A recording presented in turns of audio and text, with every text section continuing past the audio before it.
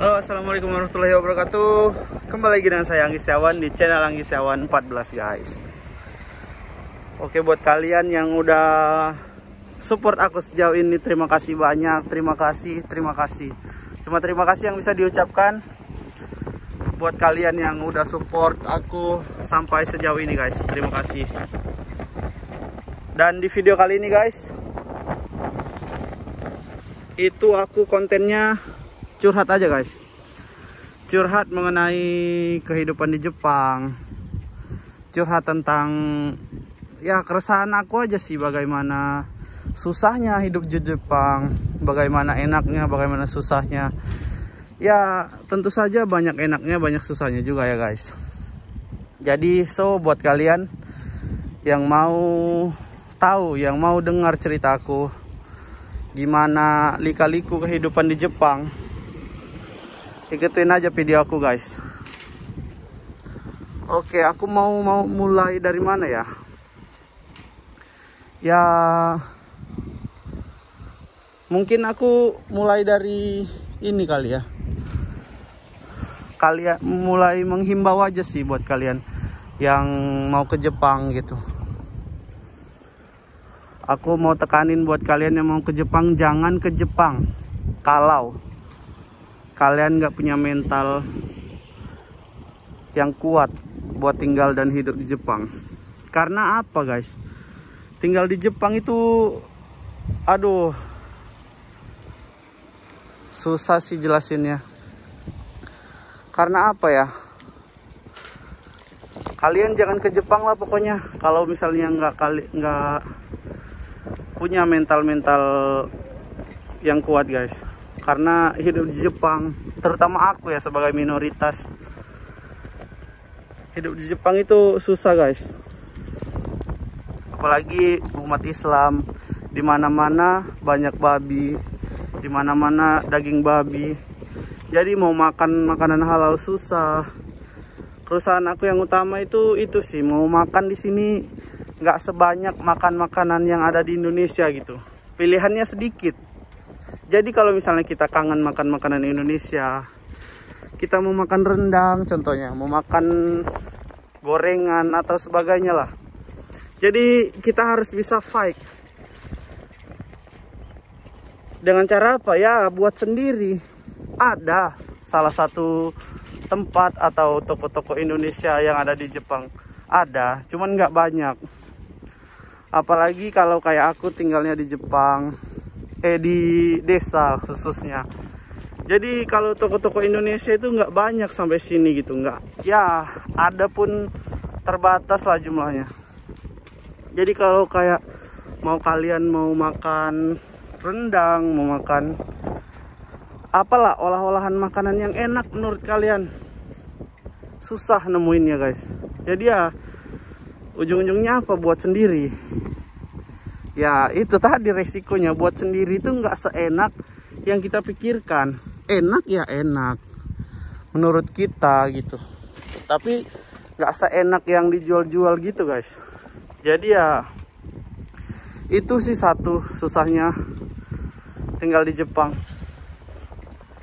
Yang kedua juga apa ya, enak tinggal di Jepang ya itu praktis.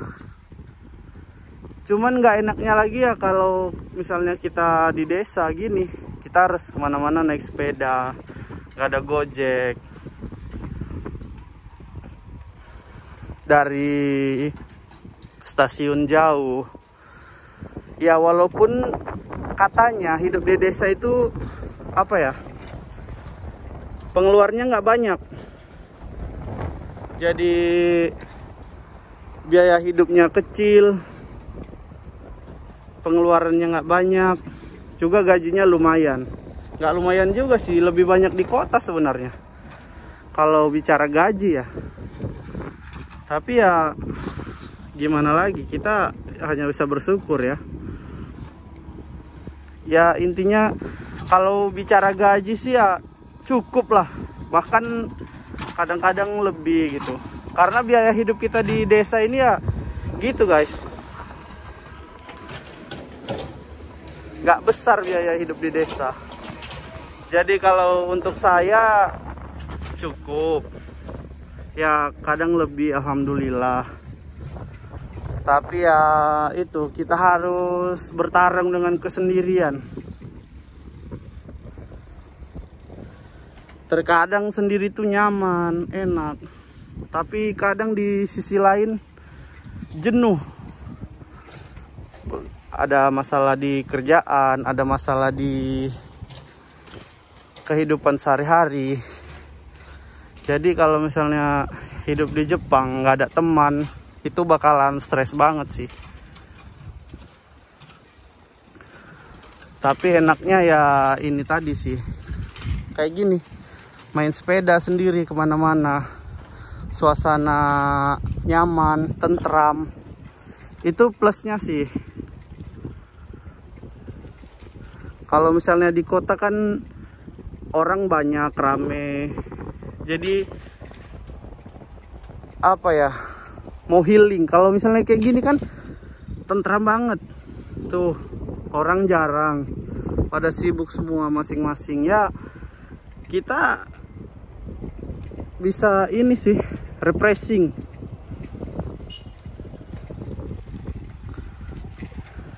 Itu sih guys.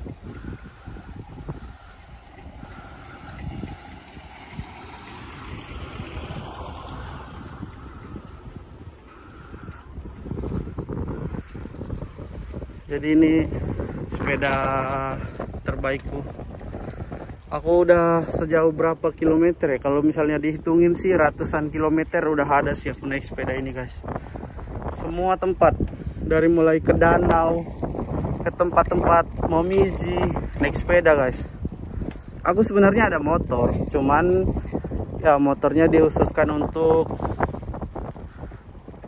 pergi ke tempat kerja aja guys. Karena aku pernah sekali kena tilang, jadi kapok lah. Kalau misalnya di sini kan ditilang, kalau misalnya beberapa kali ditilang, kita bisa ini guys, menkyosonya itu, SIM kita itu bisa dicabut sama mereka izinnya. Jadi bakalan nggak bisa naik motor lagi. Ada kemungkinan kalau misalnya berulang kali. Ya udah, buat jaga-jaga aku ya menikmati aja naik sepeda guys, sambil menikmati suasana seperti ini guys. Wow, ya itu sih buat kalian, jangan ke Jepang kalau kalian belum bisa menyelesaikan masalah sendiri. Dan jangan ke Jepang kalau kalian niatnya cuman untuk bekerja dan pulang. Karena sayang, kalian bisa menikmati hidup terlebih dahulu. Itu guys, Momijinya keren banget.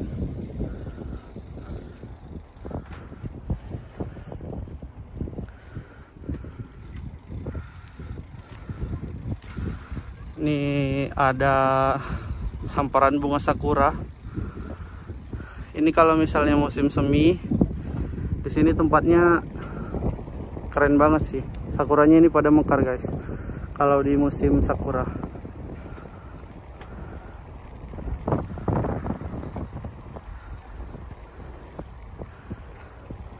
Tuh. Enak suasananya kan guys. Jarang ada orang. Terkadang aku kalau capek kerja, capek dengan urusan dunia, ya refreshingnya kayak gini sih. Jalan kemana, menikmati hidup, hembusan angin. Jadi kita bisa refresh kembali otak.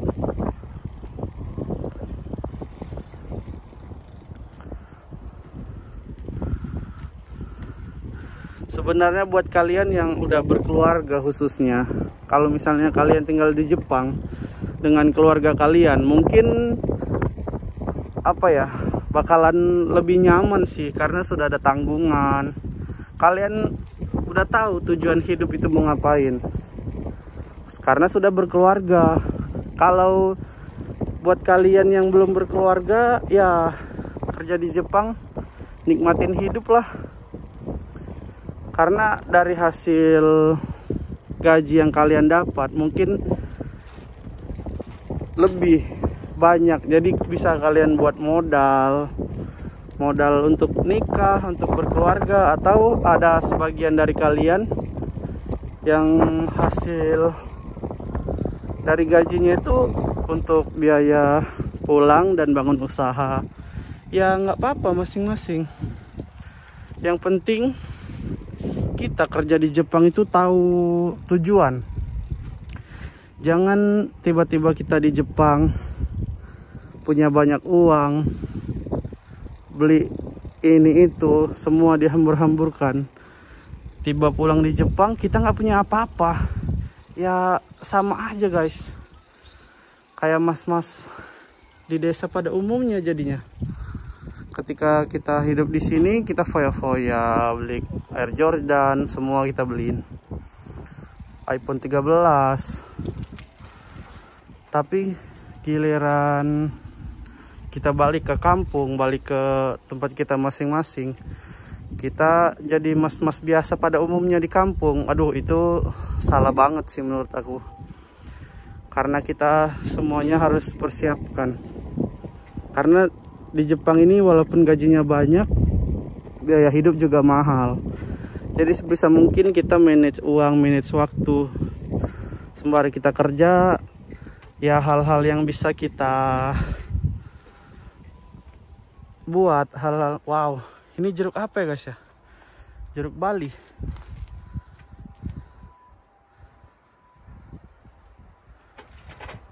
Hal-hal yang bisa kita buat, kayak buat video dan lain-lain.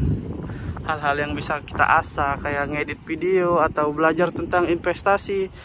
Banyak lah hal yang bisa kita lakukan gitu. Jadi sembari menunggu kontrak kita habis, ayolah berproduktif, biar kelak kita pulang kita nggak hanya bawa nama, kita juga punya ilmu gitu guys. Jadi sekian video curhat kali ini. Curhat ya berbagi pengalaman aja sih. Mudah-mudahan aku bisa share pengalaman-pengalaman lain di video-video lainnya guys. Oke, terima kasih banyak. Assalamualaikum warahmatullahi wabarakatuh.